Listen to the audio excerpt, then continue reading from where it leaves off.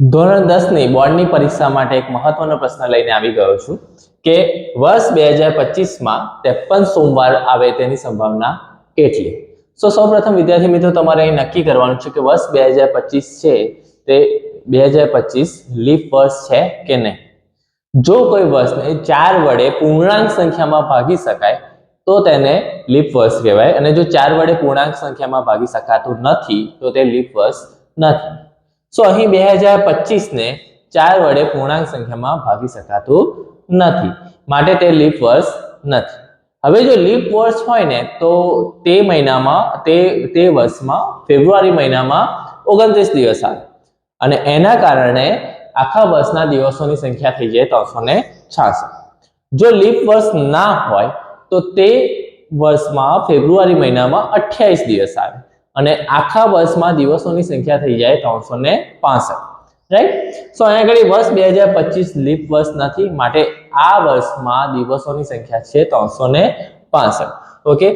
હવે 365 દિવસ છે, તેમાં 53 સોમવાર આવે તેની સંભાવના કેટલી? હવે એક અઠવાડિયામાં 7 દિવસ હોય, રાઈટ. તો હું શું કરીશ કે 365 ને 7 વડે ભાગી નાખીશ, એટલે અઠવાડિયાની સંખ્યા શોધી કાઢીએ આપણે. ઓકે.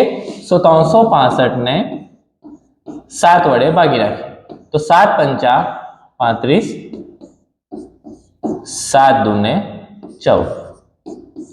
તો અહીં અઠવાડિયાની સંખ્યા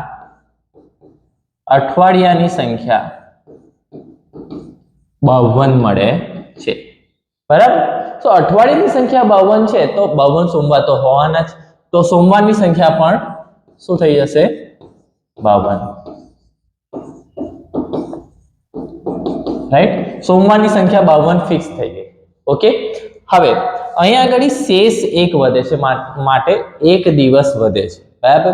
આ એક દિવસ સોમવાર બી હોઈ શકે, મંગળવાર બી હોઈ શકે, બુધવાર બી હોઈ શકે, ગુરુવાર બી હોઈ શકે, શુક્રવાર બી હોઈ શકે, શનિવાર બી હોઈ શકે, ને રવિવાર બી હોઈ શકે. એટલે 7 દિવસમાંથી કોઈ પણ એક હોઈ શકે. હવે મિત્રો તમે સંભાવનાનું સૂત્ર તો જાણો છો જ કે ઘટના ઉદ્ભવે તેવા પરિણામોની સંખ્યા છેદમાં કુલ પરિણામોની સંખ્યા. આ ઘટનાને સપોઝ આપણે એ નામ આપે, આ ઘટના છે એને એ, તો પ્રોબેબિલિટી ઓફ એ ઘટના એ ઉદ્ભવે તેની સંભાવના. કુલ પરિણામોની સંખ્યા અહીંયા આગળ કેટલી છે કે 7 વારમાંથી કોઈ પણ એક વાર આવે એટલે કુલ પરિણામોની સંખ્યા છે 7, અને સોમવાર એ એક જ વાર છે, માટે ઉપર આવશે 1. તો ઘટના ઉદ્ભવે તેવા પરિણામો 1 થશે, અને કુલ પરિણામોની સંખ્યા 7 છે.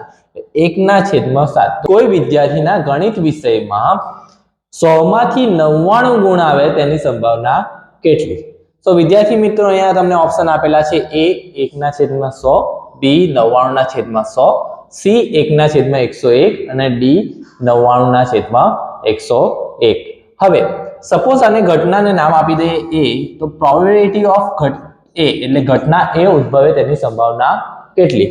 તો ઘટના ઉદ્ભવે તેવા પરિણામોની સંખ્યા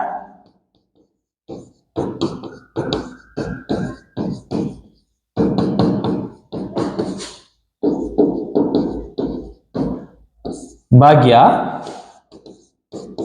કુલ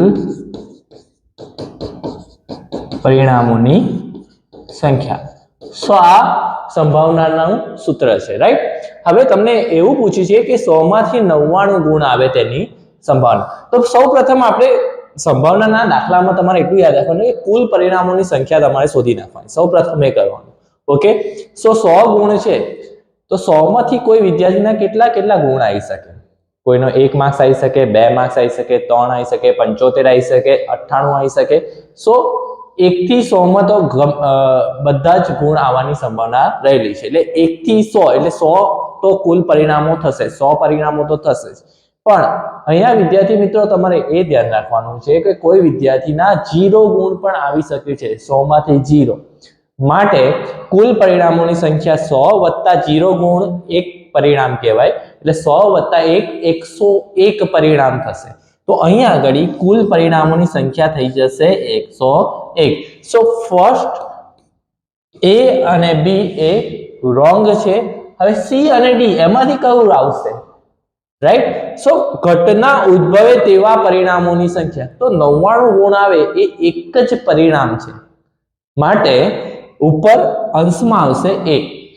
સો આ પ્રશ્નનો સાચો જવાબ થશે 1/100.